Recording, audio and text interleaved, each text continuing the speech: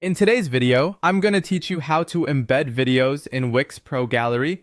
To get started, head over to Wix and open your site dashboard. This is where you'll manage the design and content of your website. So if you're not already signed in, make sure you're in the correct account and on the right site before continuing. Once you're on the dashboard, click on Design Site. This will open the Wix editor where you can make visual changes to your page and add new elements.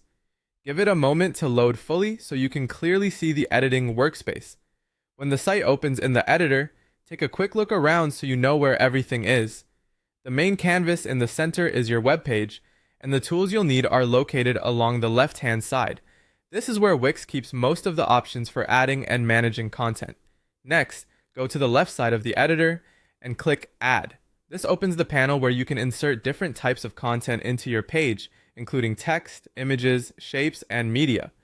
Since you're embedding a video, this is the area you'll be working from. After that, click on Element. Inside this section, you'll find different content blocks and media-related tools that can be placed directly onto your page.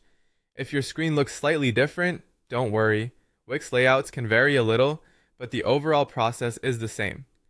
Now look for the video option. This is the section that contains the video element you can use to display content from external platforms.